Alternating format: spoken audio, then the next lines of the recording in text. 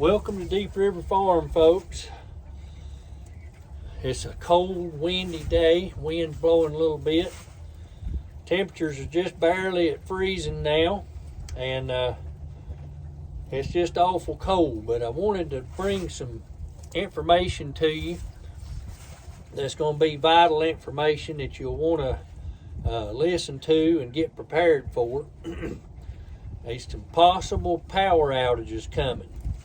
Could be some rolling blackouts, and this is due to the PJM interconnect, which is a massive power generation producer in it covers like Illinois, Michigan, New Jersey, parts of New York, Delaware, Maryland, Virginia, Kentucky, West Virginia, all out through that area, Ohio, all those areas.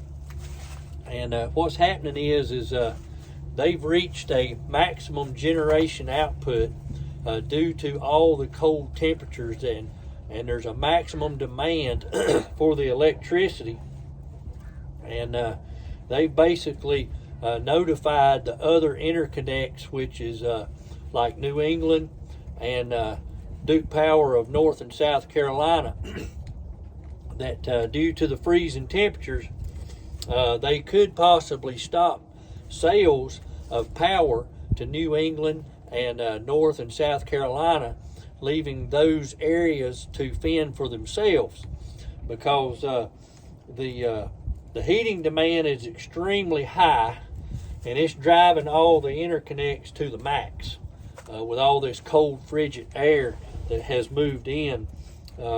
If this happens, the lights may go out in New England because they can't generate enough power on that grid up there, and it could possibly happen in North and South Carolina as well.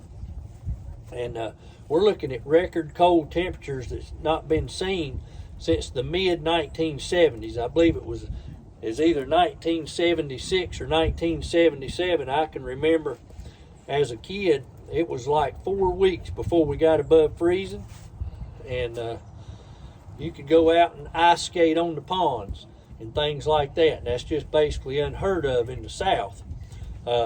So it's record temperatures now.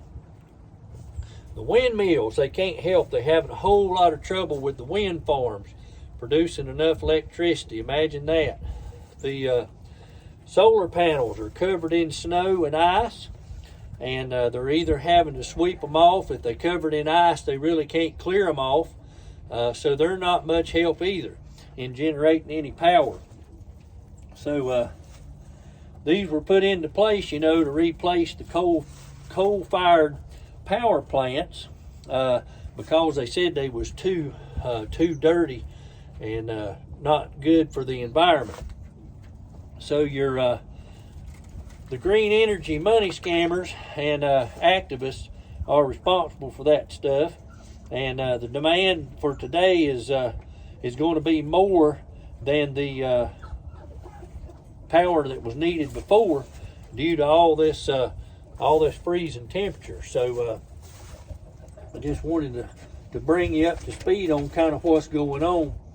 The PJM has laws in place that must have the power available to their area. So all those areas in the Midwest, Michigan, Ohio, West Virginia, New Jersey, Maryland, Virginia, West Virginia, Kentucky, and parts of New York, they have laws in place that they must have enough power to be able to provide power for those areas before they are allowed to sell to the other interconnects, which would be New England and North and South Carolina, which covers Duke Power. So they've got laws on the books to protect them from having these issues, and they can generate way more power than they need. And previously they have been selling that power over to the other interconnects. So the outer lying interconnects will be basically cut off if the PJM maximizes its power and none is available to be sold to Duke or New England. So those loads will go dark, leading to blackouts. Now, western North Carolina is already suffering, and if the power goes out, it could be catastrophic. The green energy is nothing more than an upscale catastrophe for future events, which is coming into play now with the windmills not working and ice and snow covering these solar farms. It can't meet the power demands, and now we sure can't worry about in the future they want to go to all this green energy. So can you imagine trying to run all of your stuff off of electricity with the more and more increased demands for Wi-Fi, the electric cars, electric heat, banning gas stoves and gas furnaces, and banning wood stoves? So you can see that this is makes no sense to even think about doing this with solar farms and wind farms. It just ain't going to happen. We're not there. So you got to have your fossil fuels to make things work, and we got to get out of this nonsense, no nonsense mentality of this green energy garbage, so that we don't get ourselves in this mess. Because if we had available power like we've been having with coal-fired power plants, we wouldn't be in this situation. But this green energy nonsense is getting ready to cause a big problem, especially if we don't get out of these cold temperatures. And from what I'm seeing toward the end of the month, we're going to be right back in them again. So there you go. How's this going to affect western North Carolina is a big thing here. Those that have power currently, they may not be totally prepared for a power outage, being that they've already went through a 1,000-year flood and possibly losing the abilities to live off the grid. They may have lost their generators and stuff like that in their outbuildings, drop cords, that type of thing. So many folks in western North Carolina watch this channel, and we just wanted to bring attention to it so that they would know ahead of time this could be coming, and they could prepare for it by obtaining alternative sources of heat, whether it's kerosene heaters, buddy heaters with propane tanks, or something like that.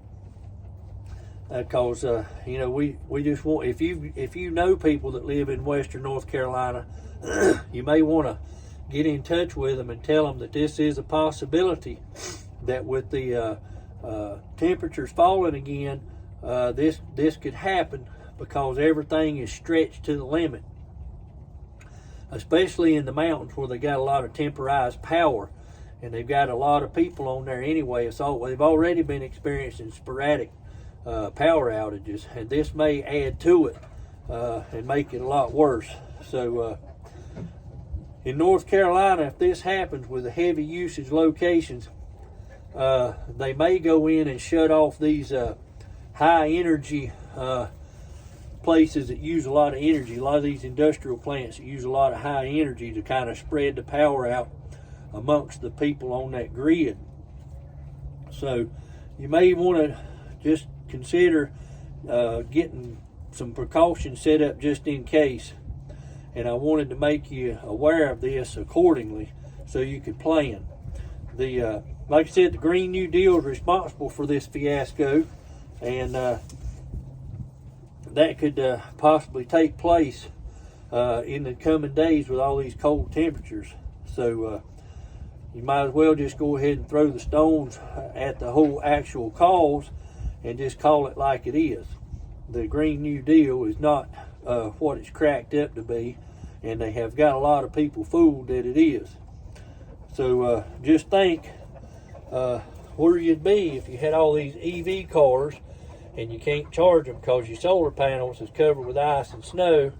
Your windmills ain't working properly because it's so cold, and a lot of times when you have just cold dead air, you have no wind to power the windmills.